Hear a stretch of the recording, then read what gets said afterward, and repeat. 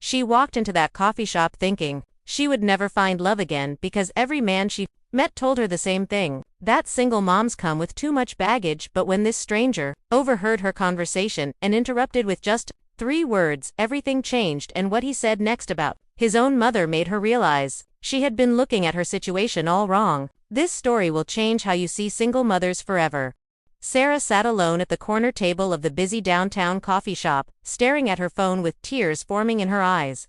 She had just ended another promising conversation with a man she met on a dating app, because the moment she mentioned she had a 7-year-old daughter, he suddenly remembered he was not ready for anything serious. This was the 4th time this month, and she was starting to believe what everyone kept telling her, that men simply avoid single moms. Her best friend Jessica sat across from her sipping a latte and trying to offer comfort, but Sarah could barely hear her over the noise of her own thoughts running wild in her mind. She kept replaying every failed date, every awkward conversation, and every guy who disappeared. The moment they found out about Emma, her beautiful daughter who meant everything to her, Jessica leaned forward and said, "Sarah, you are an amazing woman. Any man would be lucky to have you in his life. Do not let these immature guys make you feel less than you are." But Sarah shook her head and replied, "Jessica, be honest with me, every single guy runs away the moment I mention Emma. Maybe they are right, maybe I do come with too much baggage, maybe I should just accept that my dating life is over." At the table next to them sat a man in his early 30s working on his laptop.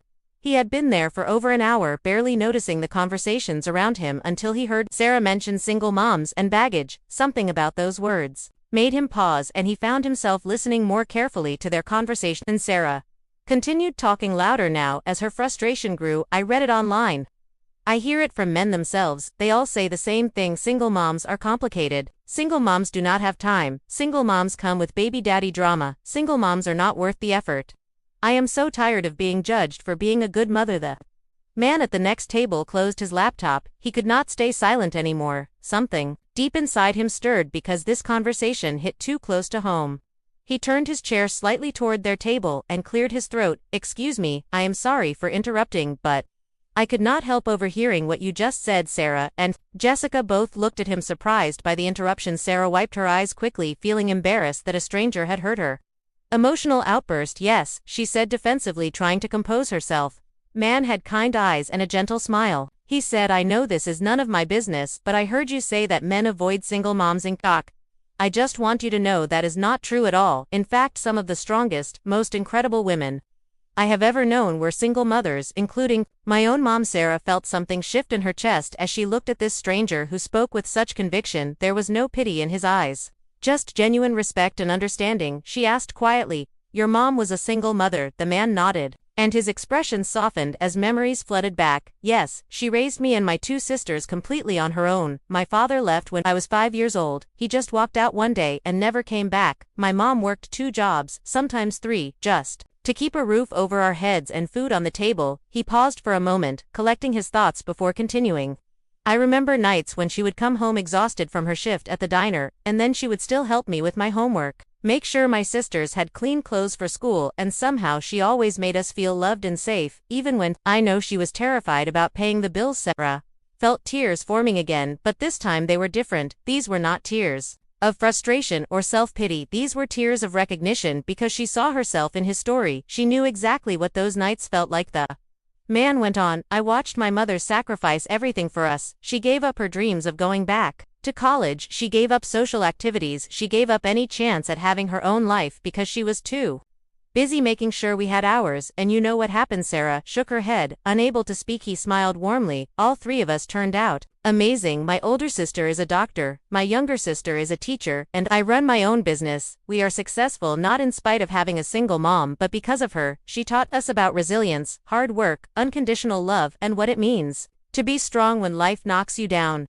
Jessica squeezed Sarah's hand under the table, sensing how much her friend needed to hear this. The man continued, "So when I hear you say that men avoid single moms, it breaks my heart, because any man who thinks that way is not a real man. A real man understands that a single mother is not damaged goods or someone with baggage. A single mother is a warrior who chose to fight every single day for her children." Sarah finally found her voice and asked, "But why do so many men see it differently? Why do they run away?" The man leaned back in his chair and thought for a moment. "Honestly, I think it is fear and immaturity. Some men are scared of responsibility, they want easy and uncomplicated, but those are not the men you want anyway. Those are boys pretending to be men. The right man, the one who deserves you, will see your daughter not as an obstacle, but as evidence of your capacity to love unconditionally. He added, I started dating my now wife when her son was 3 years old, and I will be honest, at first I was nervous, not because I did not want to date a single mom, but because I wanted to make sure I could be the man they both deserved. But falling in love with her was the best decision I ever made, and her son, who calls me dad now, even though I am not his biological father, has brought more joy to my life than I ever imagined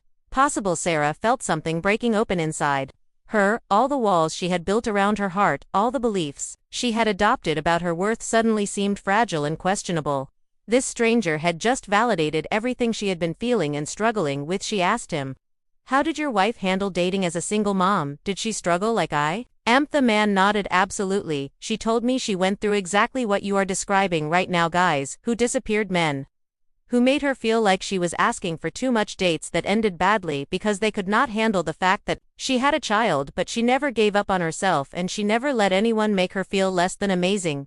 He looked directly at Sarah with an intensity that made her really listen. And I need you to hear this. The problem is not you. The problem is not your daughter. The problem is that you are meeting men who are not mature enough or secure enough to handle what you have to offer. And trust me, when the right person comes along, someone who has depth and character and real emotional maturity, they will see you and your daughter as a complete package, not as something complicated. Jessica finally spoke up and said, thank you for saying this. She has been beating herself up for weeks, thinking something is wrong with her. The man shook his head firmly. Nothing is wrong with her. Society has this backwards narrative that single mothers are somehow less desirable, but the truth is, single mothers are incredible.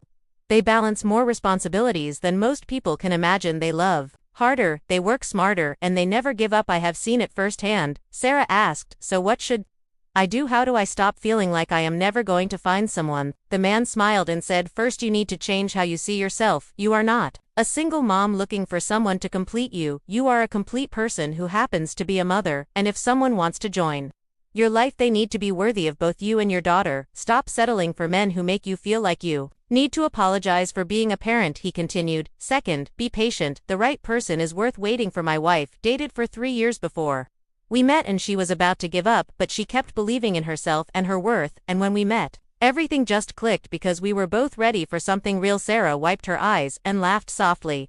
I cannot believe a complete stranger just gave me the best advice I have heard in months. The man laughed too and said, well, my mom always taught me to speak up when I see someone struggling, especially when it involves the reputation of single mothers. She faced so much judgment and discrimination. When I was growing up, people looked down on her, made assumptions about her character, treated her like she was less than, and it was so unfair. He added, she once told me that being a single mother taught her who she really was. It stripped away all the pretense and forced her to become the strongest version of herself, and she said she would not change it for anything because raising us was her greatest accomplishment, and I believe her. Sarah felt a warmth spreading through her chest, something she had not felt in a long time. Hope she realized that she had been so focused on what she lacked, on the fact that she was single, that she forgot about everything she had accomplished on her own. The man stood up, preparing to leave, but before he did, he said, one last thing. If I could give you any advice, it would be this. Do not hide the fact that you are a mother. Do not apologize for it. Own it proudly, because the right man will not see your daughter as a complication. He will see her as proof that you know how to love deeply and commit fully, and those are the exact qualities that make someone an amazing partner. Sarah stood up too and extended her hand. Thank you so much. I did not even get your name. He shook her hand and said, I am Michael, and you do not need to thank me. I just could not sit there and let you believe something that is so completely untrue. My mom spent her whole life being told she was not enough, and I saw how much that hurt her, so whenever I get the chance, I try to set the record straight about single mothers. As Michael walked away, Sarah sat back down, feeling completely different from how she felt just 20 minutes earlier.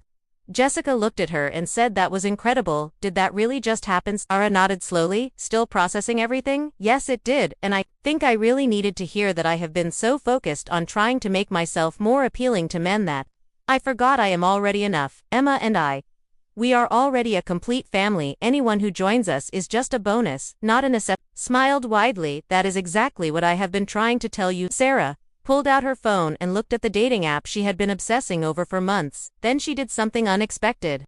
she deleted it. She realized she had been approaching dating from a place of desperation instead of confidence, and that needed to change over the next few weeks. Sarah worked on rebuilding her self-esteem. She spent more quality time with Emma, focusing on their bond and their happiness together. She stopped viewing herself through the lens of what men thought and started seeing herself the way Michael had described his mother, as strong, capable, and complete. She also started sharing her story with other single mothers she met at Emma's school and in her community, and she was amazed to discover how many women felt exactly the way she had felt: worthless, overlooked, and judged. They formed a support group where they could share their experiences and remind each other of their values. Months after that conversation in the coffee shop, Sarah was at a park watching Emma play on the swings when a man sat down on the bench next to her. He was there with his nephew, and they started chatting casually about the kids, about the weather, about life. When he asked if Emma was her daughter, Sarah did not hesitate or feel anxious. She smiled proudly and said, "Yes, that is my daughter. She is the best thing that ever happened to me." The man smiled back and said, "You can tell she is loved. She has that confidence that kids get when they have a great parent." And instead of the conversation ending there like it had so many times before, it continued naturally, comfortably, without any judgment or awkwardness.